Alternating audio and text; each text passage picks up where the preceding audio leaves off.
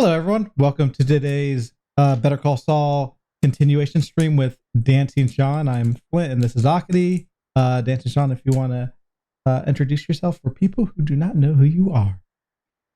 Hello, everyone. I'm DancingSean. I have a YouTube channel, and I'm on Twitter. And I started off podcasting, or I guess I still podcast for History of Westeros, talking about the whole world of Game of Thrones and all that stuff. And I'm trying to also do like 1 minute movie previews. I've always been a big fan of TV and movies, and I think that Better Call Saul is just I think it's the best show of all time. I've just been blown away. I feel like season after season, some combination of it gets better and better, and or I come to appreciate more and more how good it is. I think it might have been this good all along. You know, when I go back now and watch episodes from the first season, like, man, they were doing amazing back then. It's not like just this past season, but this past season, maybe everything is built on. To be fair, it's also the whole world is kind of built on Breaking Bad, which is many people consider one of the best shows of all time. And I think that Better Call Saul is even better, and it makes sense. All the same, writers and directors and set designers and everyone. It didn't get worse. They're all better at filmmaking than they were, 10 years ago when they first started Breaking Bad, and they probably have a better vision for what they're doing now and a better budget and everything. So, I don't think it's that controversial to say that it's even better. Yeah. Anyway, I love it. We're here to talk about it. Yes. I should warn you, this is going to be very spoilery. We're covering the most recent episode, which is episode 7. This final season had a break between the episodes. I think all the seasons up to now have been 10 episodes. This final one is 13, but they're splitting it into 7 and 6. And so we're covering that 7th one as we anticipate the next block to start up. And it was a culmination of a lot of buildup, and so it'll be hugely spoilery for anyone. So you might not want to watch it. But, again, it's kind of spoiled because we know all this is a precursor to Breaking Bad. So a lot of stuff, we have a big picture idea of where it's going. And I think the show is so rich. The performances and the editing and the camera work, even if you know what happens at some certain plot point, it doesn't take away from all the other values. So anyway, I think we're going to dive into the details of this episode. Yes. So this is episode 7, like you said. It is called Plan and Execute. Basically, this whole season has been building off this plan, and now they are executing it in episode 7. You see everything unfold of what Jimmy or Saul and Kim are doing to Howard. So let's just dive right in. We're going to do the introduction. So the introduction, there's a person coming out of a manhole, like they were in the sewer and they're coming onto the streets. I actually thought this was Jesse when I first watched this. Like the silhouette of him or, skinny, but it's not Jesse.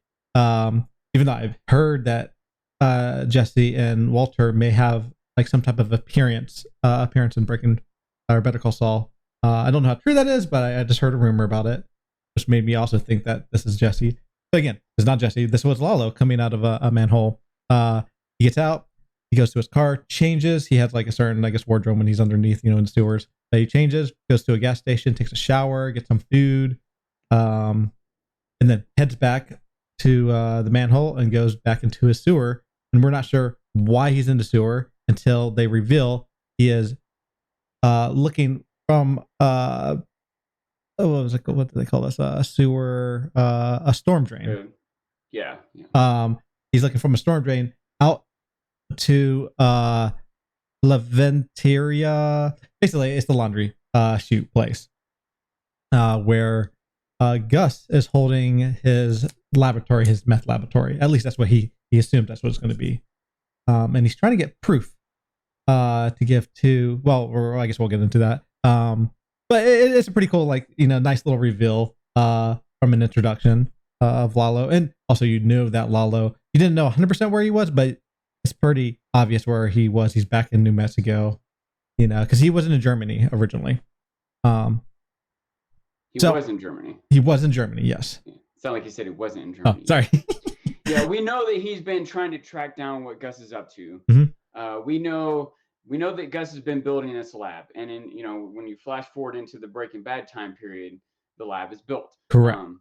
but he's not using it right away. Like whatever happens, there's some delay. Like we know that Lalo doesn't completely stop Gus from what he's doing, but whatever he does might delay it. Maybe something else delays it. But at the beginning of the Breaking Bad time period, Gus wasn't using the lab yet, so that That is that's true. something to keep in mind. But Also, we know that Lalo has been suspicious about what Gus was having. Lalo knew Gus was having something constructed, and just a little background to be clear, everyone thinks that Lalo is dead right now. mhm. Hector knows because Gus called him, and and sorry, Hector knows because Lalo called him. Yes. Gus is suspicious. Gus knows because Hector gave it away. Hector couldn't hold back his sort of gloating. Like, Exactly. Gus put out a hit on Lalo and it didn't go through. Lalo make it look like it did, but he contacted Hector to let him know, hey, I'm still alive. I'm going to figure out what Gus is up to. He wanted to go attack Gus, but Hector's like, no, get proof. We can't just, the higher ups of the drug cartel don't want a war to bust out. Even though Hector and Gus have this sort of beef with each other, there's still the cops will get involved. People are going to die. They'll lose money, so they want to make sure they can justify going after Gus. So Lalo's trying to track down what Gus is doing. He led him all the way to Germany to this engineer that Gus had working for him. Anyway, at this point, we see Lalo has figured out at least where the construction site was. I still don't know that he necessarily knows that it's a lab. I don't know that Gus would, or that Lalo possibly have figured that out. I didn't know that until this episode. They reveal that. We'll get more into that. It's a lab? He says it's a meth lab. Okay. I believe it's possible. I didn't know that the first time watching it because you're getting so much information. And the biggest information, the biggest thing anticipated that we were knowing coming into this was going to be Howard. So a lot of the other stuff, they go into detail on a lot of these other little hints, and that just went over my head the first time I watched it. Was it when he was making that video? Yep, and we're going to get into that in just a moment, actually. Yeah. But yeah. So basically, we're going to do all Lalo stuff first before we get into Saul and Kim and Howard. So the next scene that we have with Lalo, it's like halfway through the episode, and a camera comes on. Like the first person point of of a camera coming on, and Lalo says, "I'm talking to Don Eladio." Like this is for Don Eladio. Hey, streamer, how's it going? Everyone wants to get to understand nothing. But he is making a video for him, and we know he's making a video for him because he's trying to find proof to take down, like we said, Gus. And he points out, he says it in his thing that this is a meth lab, and I'm getting proof for you, and I'm going to go in there tonight and just find this meth lab and basically record it, so I have the proof. So we know that that's his overall goal. At least that's what we thought. Or at least, to be fair, it's what he thought too. Yeah, I was gonna say it is his goal. Yeah. Like he was calm, confident, patient, and he's hanging out, freaking in sewers, for I don't know, days probably.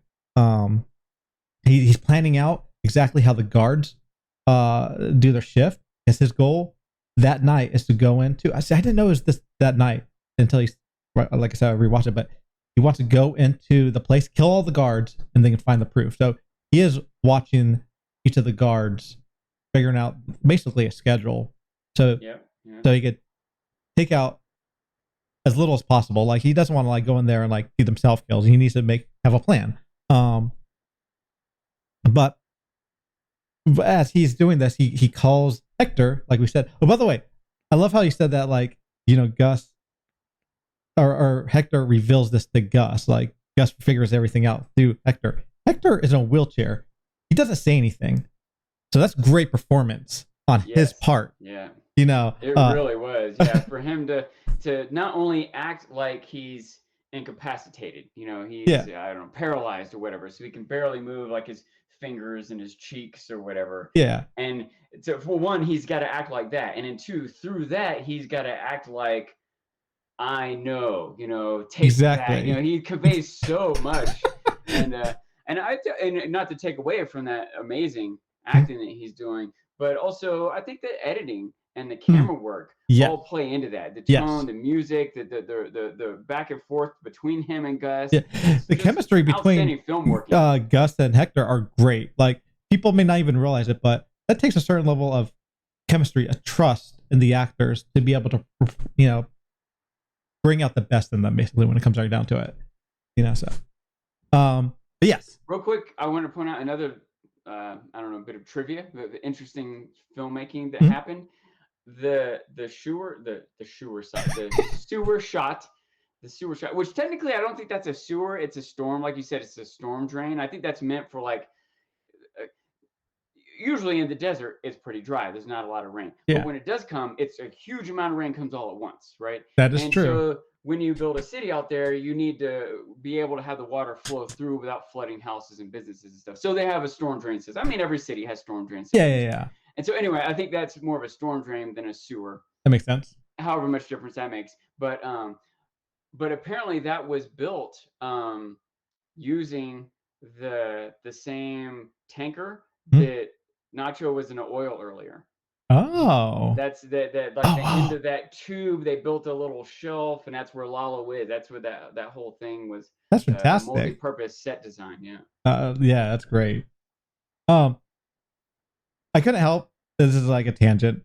That the opening shot. There's a lid. The manhole that opens up. I had flashbacks to Ninja Turtles. But like I said, that's a random tangent. I love Ninja Turtles. But anyways, so he calls Hector. Kind of touch bases with him. But when he's calling him and he's put on hold, there's like this little crack. Which he realizes there's a bug. Someone's listening to him, and he hangs up, and he he gets pissed off because his plan was just messed up right there. Yeah. And he it's funny because he has a green chair that he was sitting on, and he's like breaking that. So the facade is broken. Yeah, we've talked a lot about how color has a lot of meaning in Better Call Saul, and green means something along the lines of protected, covered. It's like a facade. Sometimes like a business that it's like a doctor's office, but really they're dealing drugs or something. It'll be a green building that it's in. That's how they use green. Like Mike, sometimes when he's at a distance with a sniper rifle watching over a situation, it's a green rifle that he's got. Covered, protected, facade. That's a great catch, Eric, because I did not pick up on that. Lalo in this moment, he's hidden. He feels like he's got this cover, this plan. People don't know he's there, but it's broken. They hear him on the phone, and his safety, his protection, his facade is ruined. Yeah, that's really good. So, he has to refigure out what he needs to do. So obviously he calls back. He's like, "Oh, I'm sorry, I got disconnected." Because if he doesn't call back, Hector's going to know. I'm sorry, Hector. Gus is going to know that something's up. So he has to play the part. And he misleads them on where to go. He says he's basically going to do plan A, which you're like, what's plan A? And then he's like, I'm going to take out Gus tonight. And everyone assumes that he's going to take out Gus at his house. So, we'll get into the scene with Mike and Gus in just a sec. But after that, he hangs up the phone. He thinks about it for a moment. And there's a cockroach, and I forgot about this too until you mentioned this, Sean. But a cockroach goes by, and that's when he realizes, he realizes he needs to go to Saul. He needs to go to his lawyer because he's a bug. Makes that connection, both he might think in general of both Nacho and Saul as being filthy, dirty cockroaches. Exactly. You know what I mean? Like Nacho betrayed him. Saul's this swarmy lawyer. He knows that they're connected to each other, but also specifically, he called Saul a cockroach. When Saul got back from the desert with all that money, it was sort of like a backhanded compliment. He was saying, "You're like a survivor. Hey, good job. You survived out there in the desert. You're like a cockroacha." And he gets to give him credit and insult him at the same time. That's actually. And crazy. I think when he saw that bug, it like clicked in his brain. I kind of like that moment earlier when Gus recommended the spicy curls, and like it clicked, the series of connections clicked in Yeah. his mind, and he realized what he needed to do. I think we see the same moment here from Lalo. Now it's going to be tricky. We'll get into this later, but why he specifically, like, what's his plan? That's a whole nother story, you know. Because we know he goes to him, or that's his plan, and obviously later he does go to him. But the reasoning, you know, what does he plan on doing to change everything? We'll get into that later because that's going to be the end of the stream, you know, with the last scene. I will say real quick, yeah. I don't think in that moment that Lalo necessarily had an exact plan. Okay, I was wondering that. I think that he knew, like you said, he needed to cover his tracks. He started to give himself away with a phone call, but when he realized he's being bugged, he's like, I need to come up with a new plan. I need to just say something. What he did next when he called him back might have only been the short term. I thought about that too. Yeah. Right. Think about things that it does. He gets to see the reaction time. He gets to verify that the phone is bugged and that the laundry is the place he needs to look out for. Because right after he makes that call, what happens? A bunch of people come pouring out, jumping in their trucks, making phone calls. Mike is specifically there, which I wonder if he's seen Mike before. If this is his first time seeing Mike at the laundry shoot. He definitely met Mike when he was... No, I meant when he's investigating the laundry chute. Sorry. Oh, yeah, I guess he might not have seen Mike there yet. That's a decent possibility. Like at one point, we saw Mike show up at Gus's in the back of a car, like the trunk of a car. Like the car pulls into the garage, and once the garage is closed, they open up the back, and Mike like rolls out of there. Yeah. So we see that Mike is making an effort to cover his tracks, to not make it clear that he's coming into this house. Exactly. You know. And so that, you know, maybe that would make it hard for Lalo to have tracked him. But obviously Mike's not going to. Mike's not going to know that he's being played. Also, you know, like he goes immediately. He's like, "There's danger. I'm going to go out." So he doesn't need to hide if he was hiding, you know, because he goes playing They feel like Mike and Gus's crew feel like, okay, we know what's going on now. Let's take action. They've been trying to figure things out. They're scouting for information. And now they got it, and they've got their plan moving. And then Lalo gets to see that. He gets to see like who comes out of there, how many people, how quick, what kind of cars are they driving. Like he gets a lot of valuable information. Yep. Not to mention, there's a lot less people in the lab now. Like I think at that moment he might have even planned on going into the lab. I thought about that, yeah. But they definitely left a few people behind. He may or may not have recognized that, or how many. Yeah. But anyway, point is, I don't know if he has a full plan at that moment. But even without a full plan, what he said on the phone gives him a lot of information to work with. Probably makes it easier to get into the lab. And also, it's very disruptive. Like, as long as Gus knows that I'm out and alive still, at least I'm going to make it hard for him to plan. Right? Yeah. Gus is going to have to go back to being paranoid. He's going to have to like move people around back and forth and be waiting all night for him to show up, and he doesn't even show up. They're going to start to question the information. Like, it causes a lot of trouble for Mike and Gus, even if Lalo doesn't have a good plan worked out yet. Yep.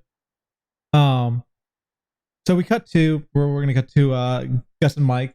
Gus, he's doing like a fundraiser. He's at like a school. Well, for one, he's wearing a gray suit with a black tie, and on the tie, like the decorations, like these little circles, and they're yellow, orange, and red, which I thought was really neat. Little, you know, obviously we talk about color and all that, but this is a neat little thing, you know, because that's pretty much what he is. You know, he's Yellow, the meth cartel. He's a bad guy theoretically, but well, keep in mind that Yellow was more of a Breaking Bad. Oh, okay. Oh, that's right. That's Yellow right. being associated with meth. Yellow being associated with meth was more of a Breaking Bad thing. That's right. Yellow in Better Call Saul is a little bit more of transition and uncertainty, which Gus is kind of in right now, right? Yes. But it's still just like a little hints of yellow on his tie. He's not wearing like a yellow jacket. No. Yeah. Because the amount of uncertainty is smaller than it was before. That's true. But you know, he's doing that. See, this is the thing about Gus that's neat is he gets involved with the community, and he's trying to be an upstanding citizen from like as a face. Like he's not. That's not really what he is, but he wants people to think of him as that, because then he's not a target. Like the cops are not going to go after this guy who's a chicken man who helps the community and all that. There's no way he could be part of the drug. You know, he's smart. not only do people not are not suspicious of him or do not suspect him, but he ends up, we see in Breaking Bad, he ends up having sort of connections within the Mm-hmm. government in the city. Yep. He can like make deals with local congressmen, and cops are willing to help him out if something happens at his Yeah. restaurant. Or like he has a good relationship with the people who normally might be after him. So that's really can work to his advantage. It really can. Yeah. Yeah. Um. And on some level, it might help him launder money, right? Like the huge Yeah. amount of money he's making for drugs, this is something to do with it. He probably has a lot of money he just can't spend because Yeah. it draw too much attention to himself. So spending it on the community, there's gonna be less suspicion or concern about that. And Mm-hmm. he is a successful businessman, so people won't think it's drug money. Yeah. Yeah. Unless there's a reason to investigate him, but there's not. And Actually. also, keeping himself in a public eye positively also makes it harder for someone like Lalo or Hector to come after him. He's Mm-hmm. more likely, people around are more likely to think he's good, and cops investigating are more likely to think whoever attacked him is bad. Yep. It's a really good front, in a lot I of never ways. realized this. I always think of his company, and now I know it's like an actual real thing. Like I think that fast food chain is actually real, um, but I always thought of it as like a competitor to KFC. I actually now just realized it's actually more like a competitor to Chick-fil-A, because Chick-fil-A has like the same, like I'm talking about like how they treat their employees, how the management tries to get themselves involved in the community. It's a minor thing, but I just realized that, like it may, Yeah, it's a parallel to Chick-fil-A, yes, if nothing else. Yes. That's a good call. I hadn't thought of that. Yeah. So he's at this, this elementary fundraiser giving kids and their shirts, their logos is like blue, which is, another, called back to the blue, Blue is a good, positive, legal thing, right? So that's what, as part of his, contribution to the community, that's going to be blue. The exactly. School kids aren't bad guys, Yeah, the teachers are not bad guys. But he goes into Mike pulls him aside. He's like, "We need to talk," and then he tells him what he found, which was Lalo on the phone with Hector. And he's like, "We need to get you to the safe house now." He's not going to expect that we are going to be there as well, so we could take him out tonight. That's Mike's goal, is pretend that Gus is at his house by himself, and then basically ambush him with a whole pack of guards to kill Lalo. But when he comes out, when Gus comes out of the room that they were in, in the elementary school, he comes out of a blue door.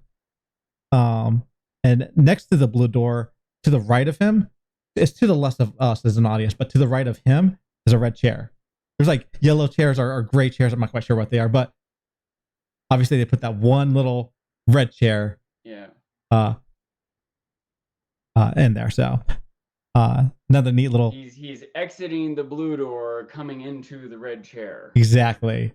Just neat little things. It's also worth noting that was a sort of a confirmation of something that we had talked about before. That Gus had been like anxious and paranoid and nervous, and he's like looking over his shoulder, worried that Lalo's going to show up. He's got all the security around him. He's worried about people following his car. But then when he pieces together what he thinks Lalo was up to, he realizes Lalo's probably tracking things down in Germany.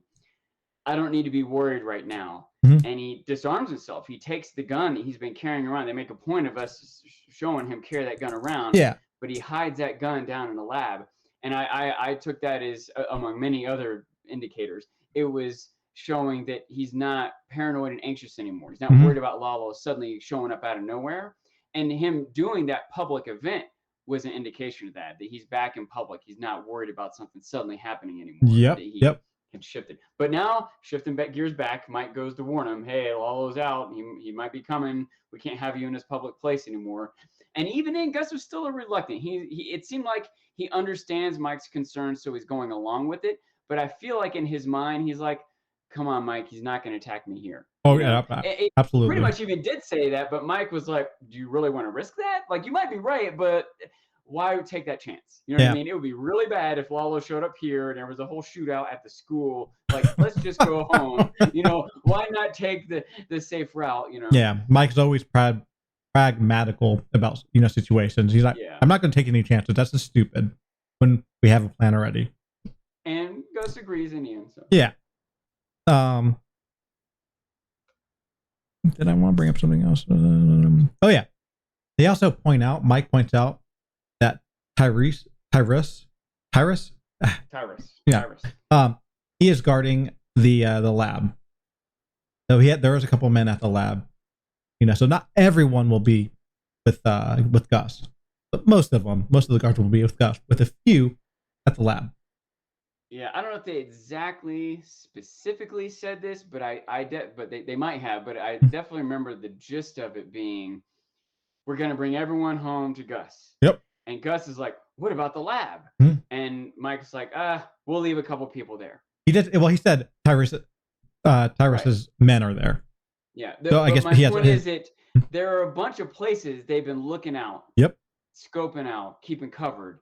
And we're not worried about any of that, except we're only now worried about Gus's home, where Lalo said he was going to go and kill him, or bring Gus to, and the lab, which we know that Lalo had scoped out. Yep. We're not worried about, for example, Jimmy. Yes. This was a confirmation because we kind of had that discussion. I was like, maybe. No. This pretty much confirms that no one, even though. Still think it's theoretically possible that they left someone there watching Jimmy and Kim, but it doesn't seem to be the case. Do you think from what Mike and Gus said? Yeah. And B, no, I actually don't think that much either. sense because Lalo got in. If there was someone there, Lalo probably killed him. Or at least informed. I was always thinking that maybe informed. But do you think Mike let his guards off of his family's house? I don't know. That's a good question because I can't imagine Mike did leave those guards there, and I can imagine that might even come into play. We're jumping ahead a little bit, if Mike did leave guards on his own family and not on Jimmy and Kim, and then Lalo gets to Gus through Jimmy and Kim, Gus will be mad at Mike. Now, he can only be so mad because we know that Mike and Gus are still allies in the future, but I can't see that being a plot point. Yes, I was thinking that. And like I said, and I was trying to figure out why they put that in the puzzle. Let's say, of Mike putting guards at his family house. It's obvious. Obviously, he wants to make sure that they're protected, but the fact that they went out of their way to show esteem, I feel like that's going to play. And that makes sense. This thing, Another thing that makes sense, or another thing to keep in mind, is Mike's family is still safe when we get to the break of that time period. So we know something too bad can't go there, and it might have just been as simple to remind us that what Mike's priorities was about, right? That he is still worried about his family and that he is trying to cover all the bases. It doesn't necessarily have to come into play. Lalo doesn't necessarily have to go after them, or Mike get mad at them. I think it would be reasonable for that scene just to remind us of Mike's piece in a bigger story. That makes sense. But also it makes sense for Mike to still leave someone there and for Gus to be mad about it. Exactly. I can see it going either way. So now we're going to be jumping into the whole Jimmy, Kim, and Howard situation, which is pretty much this episode. So we open up with Saul wearing a blue shirt and a blue, white, and red tie. It's like a very decorative tie. But he rushes to Lenny, which is one of the actors, or the actor that's playing Judge Casimiro. Lenny is just at some pretty much like a Walmart, it's like this Prime Mart Plus, but it's a Walmart. And he's rehearsing, and it's kind of a fun scene where he's trying to deliver a line different ways, because actors really do this, and Jimmy just, gets him and is like, I'll give you a couple $100, just leave the place. Don't worry about if you're gonna get fired. I'm gonna take care of you. Just get in the car. We need to do this, because they need to refilm the photo shots that they just did, because Casimiro has a cast, and they didn't get the photos for that. They got the wrong photos basically when it comes right down to it. So they're in a time crunch. You get to see a shot with they call him camera guy. They don't have a name for him specifically, but it's the guy who's in charge of the camera and the equipment for filming. And he's giving a lecture I guess he's like some college professor. I'm not quite sure. Yeah. And he's talking about this was like a fun thing for me because I love cameras and camcorders. But he's talking about the Canon XL2, which is accurate for that time period. And I just happen to know that because I got to work with it a little bit.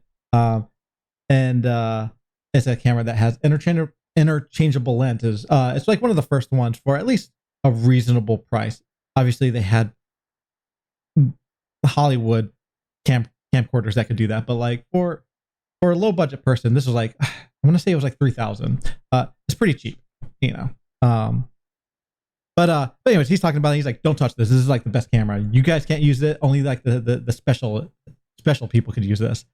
It's showing how cocky he is sometimes. And then he like, but you could use this Sony. I didn't realize it was Sony, but a beta movie they call it.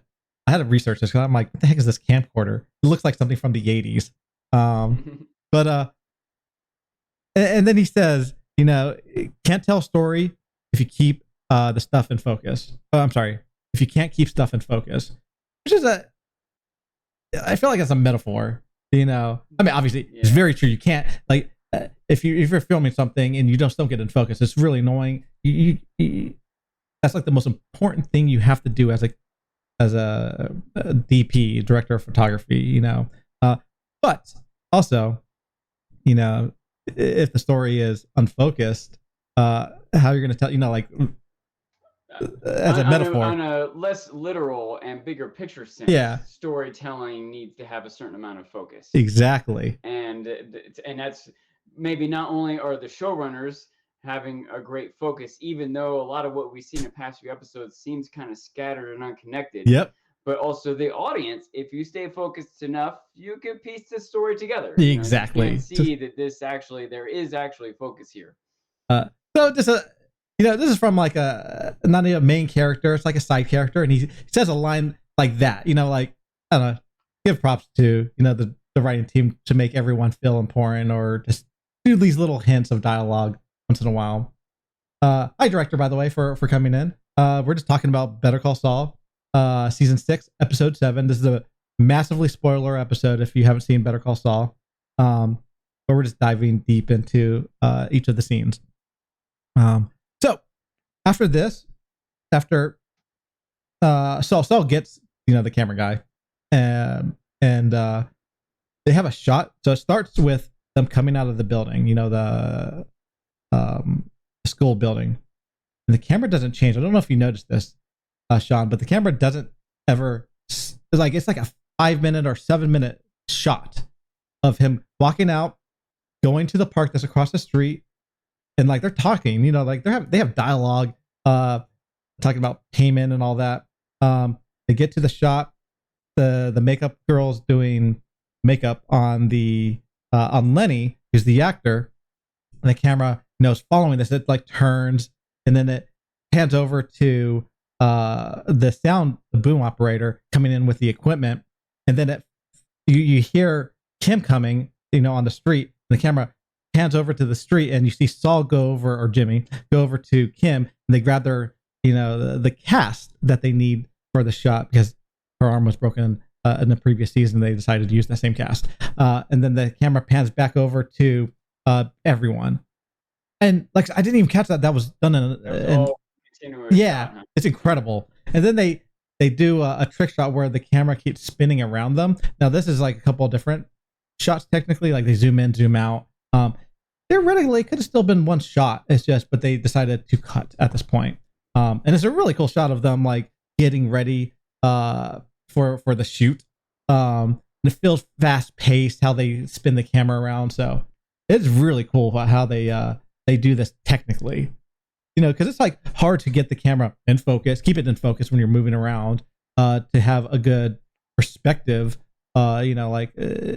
To act properly, because like if someone misses an acting cue, you have to reshoot that whole thing over again.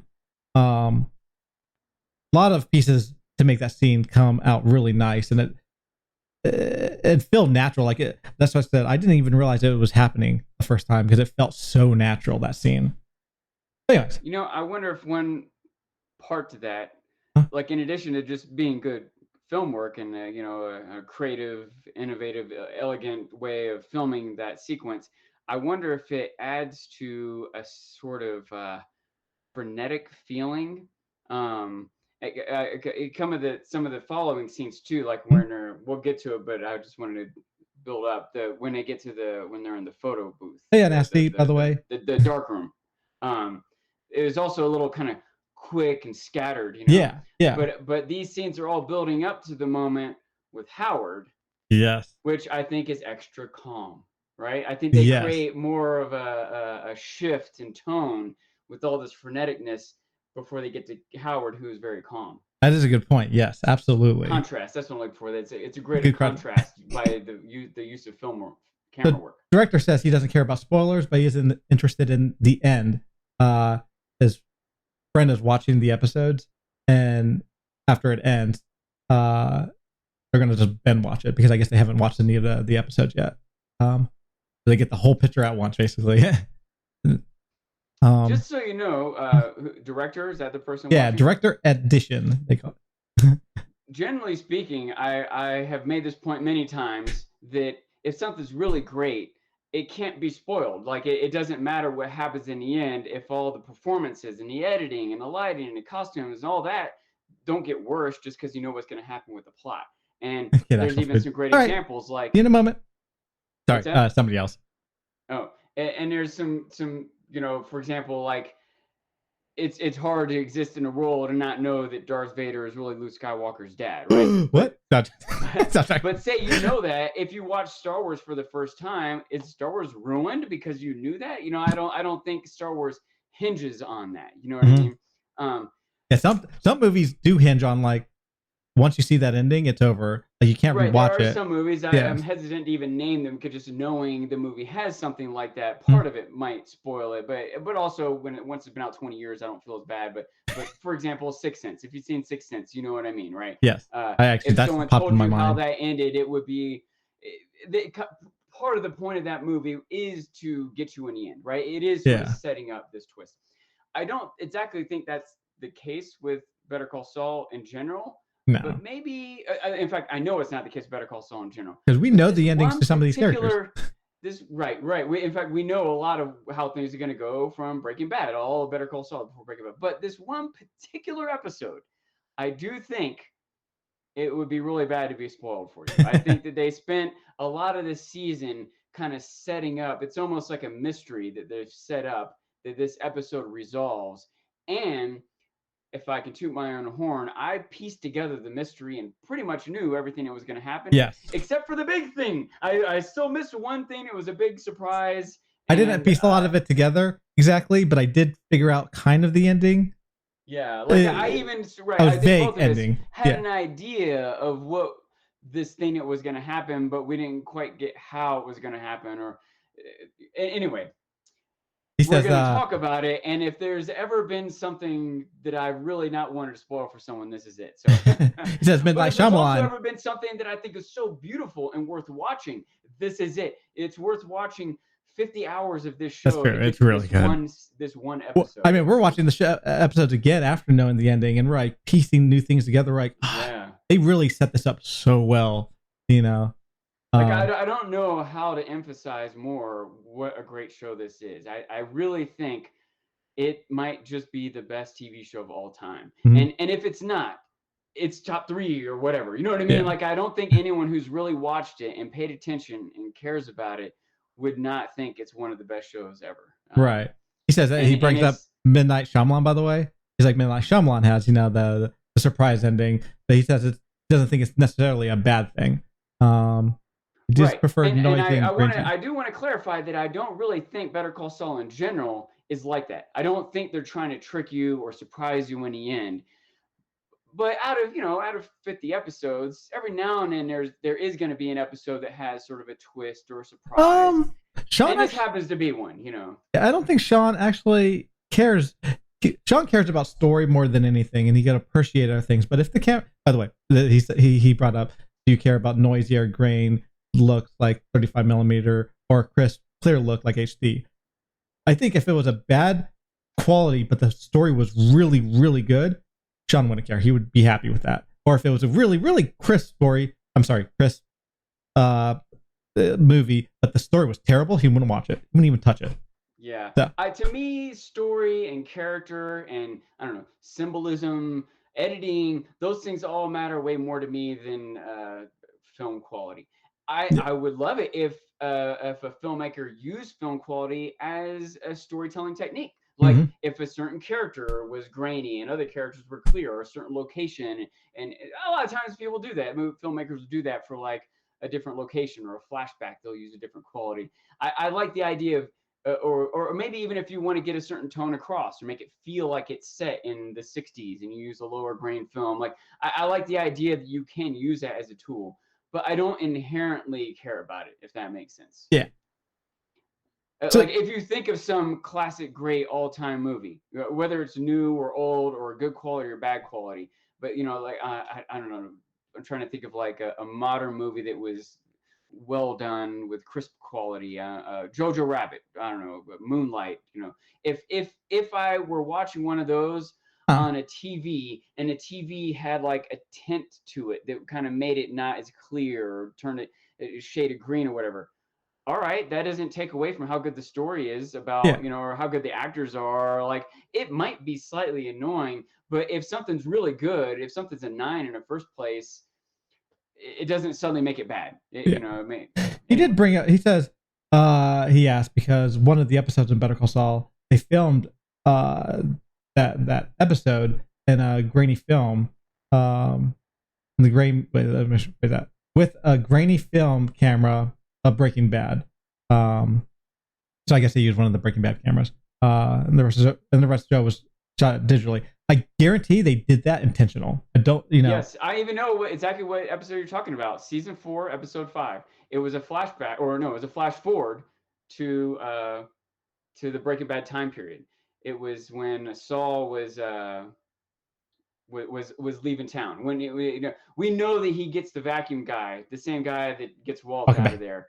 We know that Saul does that too, but we don't see that setup. We just see him show up at the vacuum guy in Breaking Bad. But in Better Call Saul, we got to flash forward to like him and Francesca are like shredding documents, and he gives her like a card to call a lawyer and wants her to get a phone call on November 12th. They're like, he's packing up his bags and all that stuff. And they did. Better Call Saul is filmed digital, but for that scene, which was from the Breaking Bad time period, they used the Breaking Bad camera. That's awesome.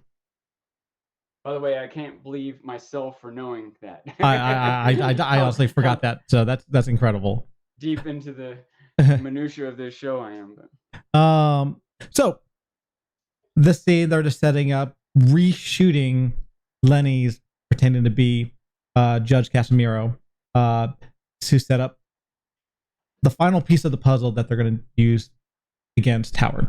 And they do, like I said, they do some really cool technical work in the scene. It's fun seeing Kim. Kim was like being a director, even though they're just taking pictures, by the way. They're not even doing video, photography. They're just, and she's like acting like, like a big director, like, hey, you need to stand in this position. You have to, be on this mark. She like runs over. I don't know. It's cute. It shows also how even involved. Photo shoots still have directors. Oh, they will. Yeah. But it shows how involved she is in this process, more so than being at this other place that she needs to be at. Yeah, I think that was a big key thing they were trying to show us in that scene is she's taking charge. She's actively involved. Mm-hmm. This isn't Jimmy's scheme that she's going along with. This is Kim's scheme. Yep. Jimmy's going along with. Yeah. So the next scene after we have actually I feel like it's Howard's next. Next shot is all blah blah blah blah blah. Oh no, of course the dark room. They're in the dark room and they get the photos and they put some ointment or liquid, which is the drug that they need to do to make Howard's eyes widen or our pupils become bigger. But they put that on the pictures. And then Jimmy grabs the pictures and rushes to the PI, who like slams his brakes. He throws the envelope in the car, and the PI dashes off, which I think was hilarious because the scene I was like, why did he slam his brakes like that? Is he going to get into a wreck? And he goes really really fast back onto the road, and the car almost hits him. little technical thing that I thought was like funny because I was, I thought that in my head and it almost happened. Um, so, By the way, it's not just that it's going to make Howard's pupils be dilated. oh, it's It's gonna do going other to stuff. have a physical effect. They said Yes, it was like drinking 2 Red Bulls. So he's going to be yes, like anxious and energetic and unsteady or whatever, yes. We're gonna get to the actual side effects once we get to Howard's stuff, but yes, you're right. I prefer guerrilla cam photography. This is director. Just going out on in the world with one camera, a couple of lenses, some film. So yeah, he just loves. I mean, I think that's awesome. I love just taking photography. This is a little bit of a tangent, but Gorilla, have you heard of this TV show? It's an HBO show called How To with John Wilson. I Heard of haven't, that? but I don't watch too much HBO. So Flint, you should have heard of it because I've told you about it. It's one of my top recommendations too. Let me just real quick. I don't want to spend too much time, but the setup is this guy is he's probably, they even deal with it through the course of it. He probably has some level of psychological condition. He's some kind of anxiety or obsessive compulsive or something. But he's just like addicted to filming, and he just records everything in his whole life. He just always goes around. oh, He that lives sounds in New familiar. York. Yeah, He just yeah, records stuff, and just in New York, it's a big city. A lot of crazy things happen, and through his life, he collects together enough little bits and stories and connected pieces that he puts together a quasi documentary. He just gets some theme and footage that he's recorded that fits into the theme, and it usually starts off. The episodes are usually start off something like the series is called How To, so it's like how to make lasagna, and somehow he goes from this premise of how to make lasagna to next thing he's like at a convention of referees, and then the next thing you know he's interviewing someone about circumcisions, and you're like, what is going on? yeah. I remember. What am I watching? And then all of a sudden by the end of the episode you're like, yeah, we should be good neighbors. You know what I mean? Like, he just picks like these kind of random topics and has footage through his life that he pieces together and goes on this weird convoluted course, and in the end it's always like this very meaningful, sometimes Journey. inspiring kind of message or moral or something. But anyway, yeah, it is just him just filming around all the time. It's a really good show. I don't mean to go on too much of a tangent, but Yeah. I highly recommend the show. So we're gonna dive into Howard now. So Howard, he's getting ready to do a meeting with the retirement lawsuit. And he's like you said, you have Jimmy and Kim, like they're just frantically getting everything all together. So it feels so scatterbrained. And then you see him at an office, and everything seems neat, seems organized, like that contrast you were talking about. And a guy comes in, like one of his employees. His name is Kerry. Yeah, comes in with a whole pack of drinks, ready to stock the fridge, and he drops them all. And normally, you feel like the boss would be like irritated by that, but this is what makes Howard so amazing: is he just looks at that and he's like, "Let me help you." He like tries to make him feel like it wasn't a bigger deal. He shows him a tip, on how to, like, if you drop soda or a carbonated drink. This is a way to make it not carbonated or explode, I guess. He brings up Chuck or Charles, and they talk about he's the greatest. He thinks, Howard thinks that Chuck is the greatest legal mind he's ever knew, which makes him that much more. I feel like he wants to honor Chuck by taking almost care of Jimmy to a degree, or at least like making sure. I'm trying to think of the best way to put it, but I feel like he's not a bad guy who looks like he thinks that like Jimmy is this terrible person. He thinks he has problems, and he wants to, and he's there to try to help if he could. A lot of times, Jimmy doesn't make it easy. I know, just Yeah. but I feel like he's not like he's out to get Jimmy. He hates Jimmy. That's just not Howard. I thought this scene was incredible for a lot of reasons. One, I can't remember if I brought this up before. It's something I think about a lot, but watching Better Call Saul lately has brought it to my mind. The idea of elegant filmmaking, the idea of how, like, in one scene or one line, you can convey a lot of different pieces of information. Yes. And so in this scene, it shows us so much about Howard. Mm-hmm. One, it shows that Howard's preparing. He's in there before anyone else, getting things ready to go. Yep. So right off the bat. Two, it shows that when this employee comes in, remember that Howard remembered his name. He was like, Gary. I think you called him Carrie instead of Gary. He said Gary, and he's like Carrie. He's like, oh, he was close. Yeah. But right, the point is, he even these new young employees, he still knows and cares about who they are. Mm-hmm. Right? He shows he's a good boss or whatever. When the guy drops the stuff, not only is Howard not just ignoring him, or getting mad at him. Yep. He helps him, right? Exactly. And this Howard's like the head of the company. He doesn't have to like get down on his hands and knees and pick up drop sodas, but he does it anyway. By the way, maybe a parallel to Gus. We've seen Gus kind of like do dirty work, if you will, clean up messes and stuff like that. It also, Howard in this moment is like being considerate of other people. He's thinking about it because the guy who dropped the sodas is just putting them into the fridge. And Howard's like, hey, what's going to happen later when someone opens that? Like, Howard's worried about other people getting sprayed with the soda. He's being considerate of other it's people. Funny. The guy says, no. Howard says, don't want our clients to get a surprise, do we? Which is really funny because because he gets a surprise, by the way. It's a foreshadow. But anyways. Yeah. That's a really good catch. I didn't think of that. So then when he starts talking to the guy about Chuck, it shows that Chuck is still in Howard's mind, right? That he still on some level hasn't gotten over. He hasn't, it's still like part of his psyche, his depression, his guilt, or whatever it is. And he even responds when he said something like, I think when he said, that guy had the greatest legal mind of anyone I've known. Yep. And the young employee is like, oh, maybe one day people will think of me like that. Yep. But in that context, somewhere near Howard says something like, maybe that's not the most important thing. Yep. Maybe it doesn't matter that you're the greatest lawyer or the greatest boss, that maybe you need to like make sure your marriage is okay or your brother is okay. Like, he has a bigger perspective on what's really important in life. Again, I feel like this whole scene is just hammering home that Howard is a good guy. Yes. Also, it's a little bit of a foreshadow. I remember when that guy said that line, the line talking about, I hope someone remembers me. Will people remember Howard after this episode? They remember him. And how exactly, like, because a lot of people think of Howard as just a bad guy, which is sad, and he's not. If you look at his actions, we try to hammer this out, but or hammer to people that he does good things. He shows, like, his character shows that he is a good guy. Well, some other people like Jimmy are shady.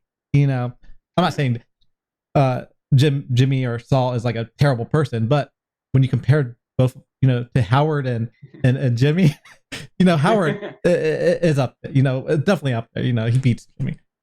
Like we have this inclination to root for Jimmy. You know what I mean? He's the main character, so right. A lot of times he has good intentions, and a lot of times he gets screwed by bad luck. And but the thing is, a lot of times he's greedy. A lot of times he's dishonest, even mean, and even there's, especially talking about the colors, how like red and blue. Red generally indicates bad, negative, illegal, criminal, immoral, but those aren't always exactly the same. Like sometimes you can do something that might be illegal but isn't really immoral, or you're not doing something illegal but it's still really mean, right? So, but red might cover any of those. Whereas same thing with blue, sometimes you might be doing something that technically is legal but still is a mean thing, or where you might be doing something that has good intentions, even though it happens to be illegal. It still might be cast in blue in this show. But Howard is blue through and through. He has good intentions and he is legal. Exactly. Jimmy, sometimes he might have good intentions, but sometimes he has bad. But he definitely has done all kinds of extremely illegal things. I don't know. I've been thinking about it more and more lately. I can't remember if I brought this up specifically, but he's been involved in 3 burglaries. Like, not just like lied to someone, right? But actual breaking and entering 3 different times. He's been involved in at least 2 abductions, like borderline kidnapping.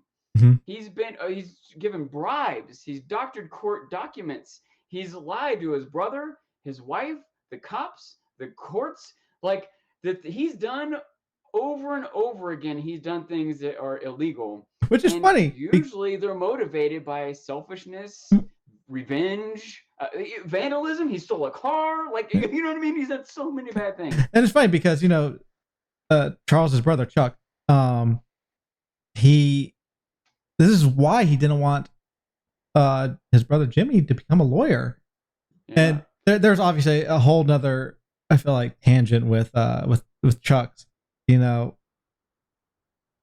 the way he pretty much built Jimmy's character. Because it's not like Chuck was a saint. I think Howard's a saint, you could argue, but Chuck had his issues too, On some level, you could say that Jimmy affected Chuck's personality. That is true. Like that is also true. We know in their youth, we don't know exactly how or why they came to be who they were when they were 12 or whatever. Yeah. But when they were young boys, Jimmy was a troublemaker and Chuck was a good kid. Mm-hmm. And yet it seemed like the parents loved Jimmy more than Chuck. That's the idea that we get. And so you can see how that might set certain. One, it might drive Chuck to be even more successful. He just feels like he really has to prove himself to his parents. What do we, like? I can imagine, like, he's like, what do I have to do to make my parents love me? Mm-hmm. When Jimmy is a screw up and they love him. That's funny because he becomes the best lawyer he can be. That's a parallel. I forgot about this. I'm watching Breaking Bad right now. And Jesse has the same issue with his because he has a younger brother, and I forgot he had a younger brother. And his younger brother is the good kid, while Jesse is a screw up. And the parents loved Jesse more, at least in the eyes of his younger brother. And maybe it is true, but they're definitely, that affects kids as they grow up and their motivations, like you're saying, Anyway, you can see that some of the things that Chuck does to work against Jimmy might be out of some sort of jealousy over their parents' love. Not to mention the frustration, the fear that Chuck has he knows how unscrupulous and deceitful Jimmy can be. And it's one thing for Jimmy to do that and scam someone for $100. It's another thing for Jimmy to do that with a law degree in court. Mm-hmm. Chuck's worried, and Chuck's right to be worried. We see it, So the scene after that, Howard's assistant comes over, Julie, I think her name is. And she's like, you have some guys here to see you. You'll know what it is, which is his PI. It's Howard's PI. And the PI gives Howard the photos. He looks through the photos. It's funny because when he first grabs the photo, he feels it with his hand. Like he feels like something was weird with the photos. He does something with his hand, like rubs his hand. Thank you. Rubbed it. Yeah. But the PI is like, oh, it just came fresh off the tray or whatever you call it, And I was like, oh, just developed, Yeah, it just developed. Yeah. But this is the drugs kicking in, that's how he gets drugged. Do these photos. And he sees a picture of Judge Casimiro getting something from Jimmy. So he's like, I knew, Jimmy's up to something, but who's this guy? He doesn't know who the guy is at the moment.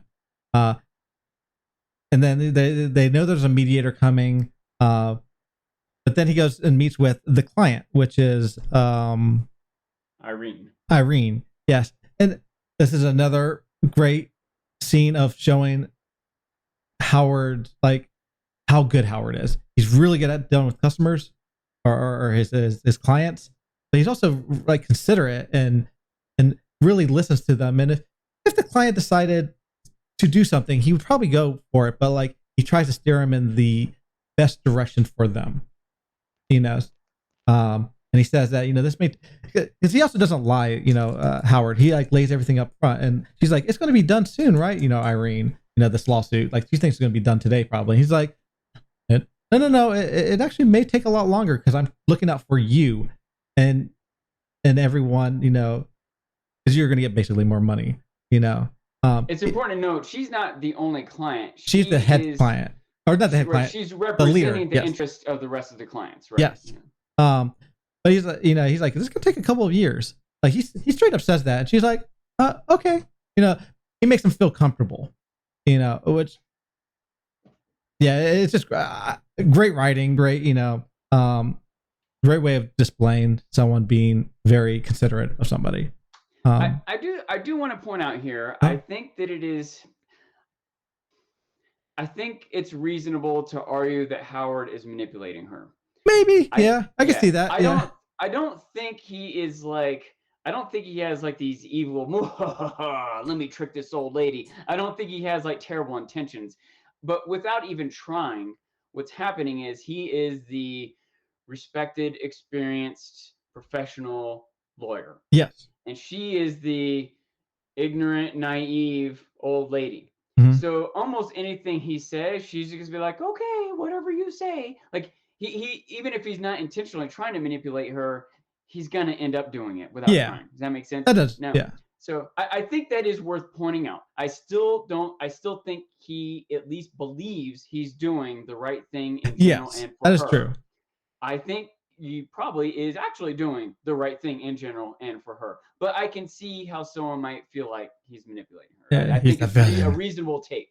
Yeah. And to follow up, what also on the surface seems very polite and considerate, he's offering to wheel her up in a wheelchair. Yes. And she's like, I can walk, don't worry. He's like, no, dude, let me care. I want to make this as nice for you as possible. I think at least part of what he's doing there is trying to enlist sympathy from everyone involved in a case.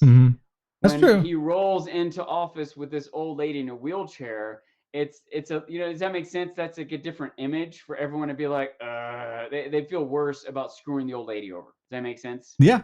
No, that's it very might fair make point. them feel more time pressure to settle quicker because she's so old. She might die before she gets the money. Like we know that she's out walking in the mall, that she's not actually on death's doorstep, but it's better for the case. For Howard to make it seem that way. Also worth noting, even with the wheelchair, they're late to the meeting. So they did kind of need to hurry. So maybe she could walk, but she's probably not going that swiftly. It's also funny that this is like another clever way of putting in a dialogue without someone being like, man, it's really hot in here. He asked her, do you feel comfortable? Do I need, like basically is the heat too? AC? And then he like turns to everyone. He's like, wait, is it really hot in here? Because he's getting hot because of the his collar, the drug is kicking in. And how he acted, like some of it was like he doesn't say anything. It's just how you he's uncomfortable. So yeah, I thought that was a neat little how they kick another clue of how he's feeling with the drugs. Yeah. And it's also another seed planted for Cliff. Like Cliff subconsciously is Howard's feeling hot. Yep. So they get into the meeting. There's a lot of people at the meeting. There's they bring back give me a sec. Rick, which was someone that who worked for Kim. Kim worked for him. I'm sorry. Yes, he was the owner. And we see Erin, who's one of the attorneys, I guess. I'm not quite sure her role. I think she's an attorney, right? I think she is. If she is, she's a younger attorney. Yeah. She's. But her job is to make sure that the conference call is set up properly and that everyone could hear.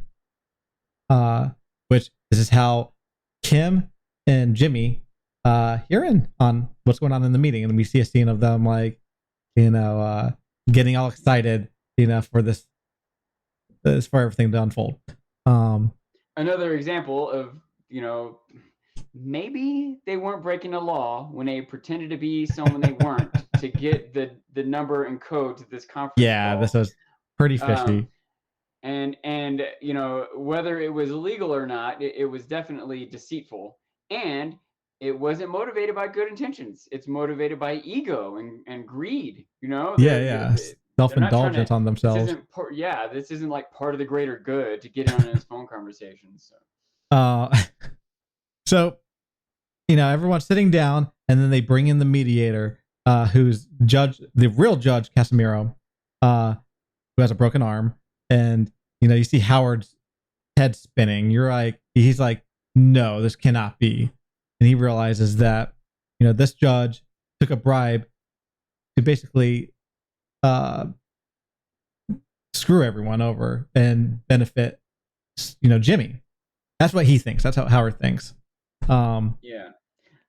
He Howard is worried that even if no one's getting screwed, he just can't trust this proceeding. He just Yep. can't trust this judge. The judge is supposed to be a neutral party. He doesn't care or know one way or the other. He's just there to be in the middle to arbitrate things. Yes. But if this judge has some interaction with Jimmy, well, Jimmy has a vested interest on one side of this case. Even though it's the same side as Howard, Howard still knows that it just might not be fair, and he doesn't want to move forward if it might not be fair. Exactly. And so he kind of points this out. He's like, I think we shouldn't proceed anymore. And he makes it very vague because he knows this accusation could spiral out of control. And Rick is like, what are you talking about? Yeah. You need to explain yourself if we're going to cancel this, basically. Yeah. And so, of course, Howard's like, well, and he explains everything, of what he thinks Jimmy's doing. Like, this judge took a bribe. He asked him a couple questions. He doesn't straight out say, he's like, where were you? Yeah. And were you in the park? And the judge is like, no. And of course, the judge wasn't in the park. So it makes it like this awkward, conversation, because the judge is like, well, honestly, if you really want to know where I was here at these exact times. He even probably has receipts, but Howard's like, no, I have proof.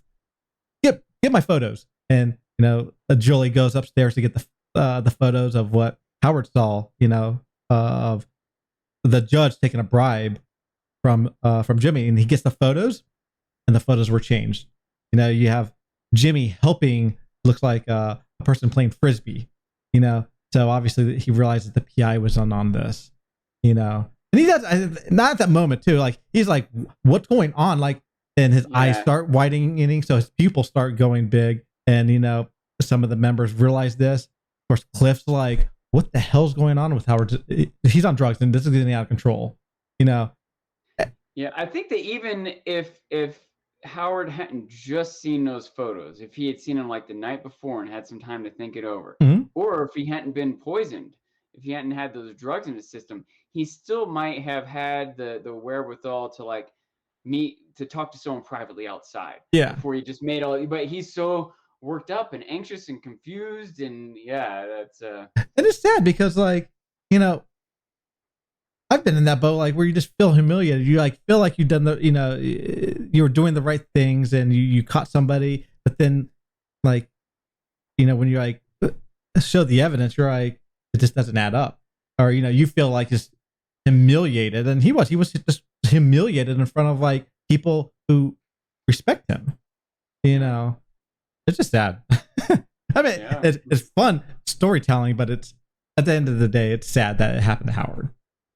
It was I don't know how to say this. It was amazing entertainment that it could evoke all these emotions out of us. It was amazing artwork or filmmaking, but it is still tough emotions it was pulling out of us. I want to give them credit for being able to do it, but it was like still tough and sadness to witness and have to go through it with Howard, if you will. He's like, it was funny when it happened to Chuck, though. Yeah, to me it wasn't funny. I felt similarly devastated. It's like, especially because it was unfair what he was doing to Chuck. Also, he was. It's weird because, like, advantage of him. Yeah, but Chuck really did change those documents. You know what I mean? They make it look like Jimmy really did change those documents. The way that proceeding played out made Chuck look like he was crazy. But he wasn't crazy. Jimmy really did change the document. But he was misleading his symptoms, which is obviously that was a psychological thing. Being totally honest, that's true. That's fair. Now, I don't think he knew it though. Chuck really did believe he was in that state. Chuck definitely, even if it was only psychological and not physiological, he definitely had a problem. He definitely believed that electricity hurt him.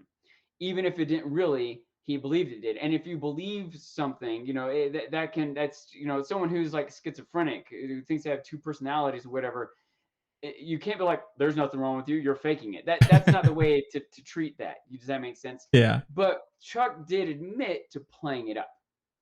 to get Jimmy to Mhm. make the confession or whatever. Yeah, Chuck yeah, Chuck yeah. did admit to playing it up a little bit, but he did that because Jimmy really did doctor those documents. Chuck knew that he did. Jimmy bribed someone to cover it up. Uh, anyway, bit of a Yeah, tangent. yeah. But yeah, so and obviously this is like unfolding, and like Howard's trying to figure it out because he stepped out. Well, actually, he doesn't even step out. Cliff was like, "We need to go really fast," and he pulls him aside outside, and they talk. And of course, like Howard's like, "I don't know how he did this, but he poisoned me," and he's like making the connections, and he runs upstairs to get like figure out what the heck happened. Try to almost re reprioritize himself, or that's not the right word, but I think at least part of what he was doing was going to look for the photos because he was, yeah, the people came into his office, showed him those photos, and then Howard leaves to go to the meeting, and the PI stays behind, switches the photos out. Howard hasn't pieced it together yet, so he wants to go get the photos off his desk. But I think in the course of that, he realizes the PI must have been in on it. I think Howard is clicking in his mind, piecing together how Jimmy pulled all this off. yeah. And Cliff follows. They're in Howard's office, and I love how like Howard's like, "I'm not crazy or on drugs," like 'cause he knows what he looks like, but Yeah. he's like trying to emphasize to Cliff that this is not what it looks like. And he tells him, like, well, Cliff says the deal's over, or they took a deal. They're basically ending the suit that he's been fighting for. They're just going to resolve it today or in the next couple of days. But and Howard's like, no, they have to get my authorization. And he's like frustrated. The other side is threatening to reduce the amount of the deal Exactly. by $1 million a day. Yeah. And Howard is still caught up trying to figure out what just happened, and his frustration with Jimmy is overcoming him. Yeah. And I think that he is probably convincing Cliff. If Cliff isn't straight up completely convinced, I think he would get there. He would get to the point where he believed and understood what Howard is saying about Jimmy. Yes. But Cliff points out, I'm not worried about that right now. Yeah, he says worried about our clients. Yeah, he says he's not worried about Howard or Jimmy, even if that's the case. He's worried about the time it's going to take because it's going to cost a lot of money, the expenses, the uncertainty, and then he says, "Yeah, finally," and most importantly, the clients. Yeah. And Howard's face, like because he was like so frustrated, like just like calms down. He's like, "You're right." Yeah. He says that without saying it. Which again, I think is another indication of Howard, even in this very tough moment where he's literally been drugged, still has the instinct to do the right thing. Exactly. As soon as Cliff framed it to him in that way, he's like, "Yeah, you're right. This is not about me. This is not about Jimmy. Maybe I need to deal with all that, but right now we have to think of the clients first. Like they're the ones this is all about. Like we have an obligation to them as our lawyers. On and on and on." Once it was pointed out to him, he was able to easily shed all that emotion and personal frustration for the morally correct thing. The obligation to his clients. Oh, and you point this out. So after the scene, they have we get back to Jimmy and Kim, and they're making love. And I didn't think too much into this exactly because they're happy. They're celebrating their victory because they just screwed over Howard and they won. I thought that they were just celebrating. But Sean pointed out something completely different that I didn't even think about at first. This is only a theory, but let's go and bring it up. Maybe this is a hint that they're going to have a kid. I don't know if it's likely. I don't necessarily think that's what they're showing us because I do think at least part of, if not the main thing or even the only thing they're showing us, is that this is sort of a way for Jimmy and Kim to bond. Like this running this scam, this type of thing is a turn on for Kim. It's part of why she's attracted to Jimmy. But it is interesting.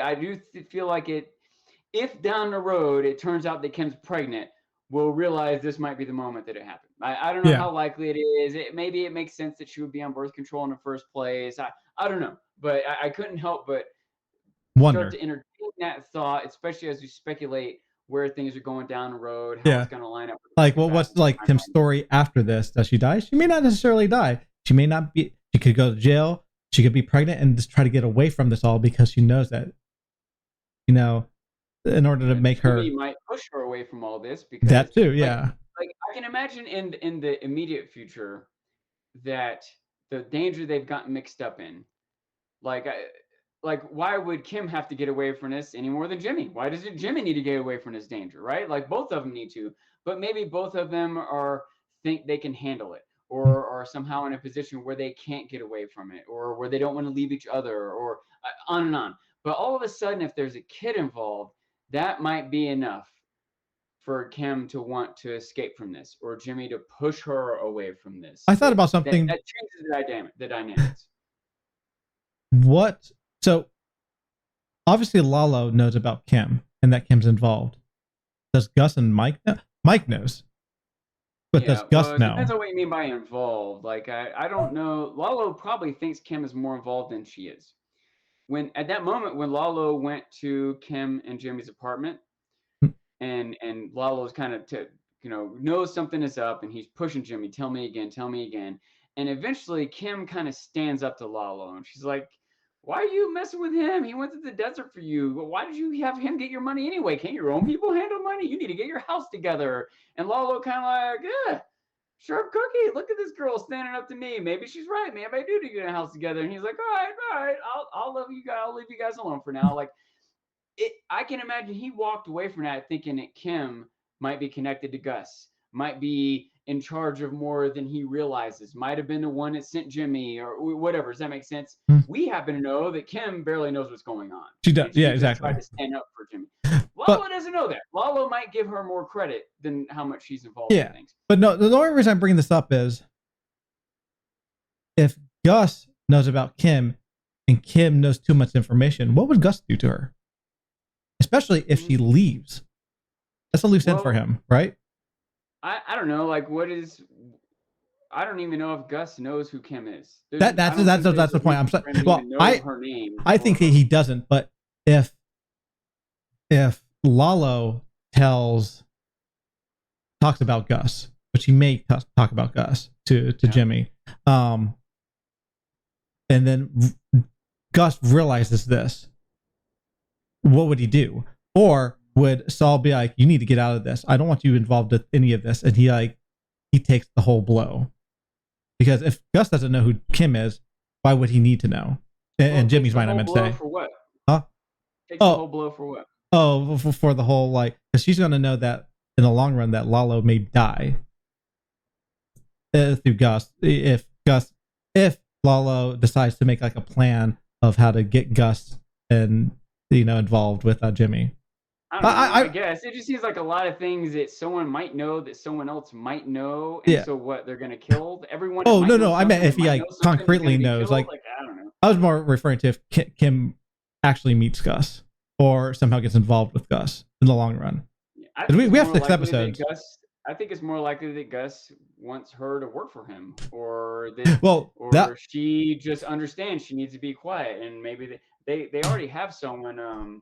Mike is already tailing him. Like, she already has a certain amount of fear in her. Yeah. And we also already saw that Suzanne, the DA, offered Jimmy protection for testifying against Lalo. And Kim didn't even consider it for a split second. She's like, nah, get out of here with that. I don't know. I think it's way more likely for Kim to end up working with Gus than for Gus to kill Kim. Well, I think that too, but that's not the case is the thing in the future. What's not the case? Her working for Gus. How do you know? Might be. Oh, you thinking in Breaking Bad she could be? Yeah. That's what I was. I don't think she is for sure, but I think it's definitely a possibility. I guess that's true. There's anything to make it not be a possibility. Right. I think it's just as likely for her to be dead as it is for her to be in jail, as it is for her to be in Kansas taking care of her aging mom, as it is for her to be working for Gus, as it is for her. I guess maybe there's certain things that might make one of those more or less like any others. But I don't think any of those are definites or impossibles. Yeah, okay. I just thought about it. So we're gonna get to the last scene with Kim and Jimmy at their house, their apartment. That's an apartment right now, right? Actually, I always wondered that. So, yeah. I think they're like on the third or fourth floor of a building. So they're celebrating. Before we get into this, I want to point something out. Almost everything we've said so far that's happened in this episode, I don't want to toot my own horn too much, but I felt pretty proud. I pieced it all together. Oh yeah. I mean, I'm telling you, I put a lot of effort into rewatching every scene and thinking about what everything meant and taking notes and writing out ideas, and I felt like I really got it down. All the details of Kim and Jimmy's plan, I got exactly down. And I even had the idea that Howard might die, that things were going to go worse than Jimmy and Kim thought they would. They were just trying to embarrass him, but I thought that Howard might be in more danger than they realized, that something was going to go wrong. And but the details of how that piece of it happened, I didn't quite get. But I really do believe if I had thought about it enough, I might have pieced that together too. And I'm not necessarily trying to be too proud of myself, although I am a little proud of myself, but I'm really more impressed with the writing because I think it's so perfect. I think that I was able to figure it out because they wrote it in such a consistent, logical manner. Yes. When you think about what went down with Howard, whether I was thinking about it ahead of time, like I was so proud of figuring out what the plan was, I didn't think about what would happen next. Yeah. And if I had, or if through the course of this episode, I had paused each scene and stopped to think about it rather than just watching it all the way through, I think you could have figured out what was going to happen, because we definitely figured out what Lala was going to do when he saw the cockroach, right? Right. I hadn't pieced it together in the moment as I was watching this episode. And that was something we couldn't have known until we saw this episode. But once we saw that, we can piece out that Lala's going after Jimmy, right? And once the plot against Howard goes off, what do we think happens next? Like, what does Howard do when he goes home? Like, all these characters, and that's one thing I think that the writers do a good job with.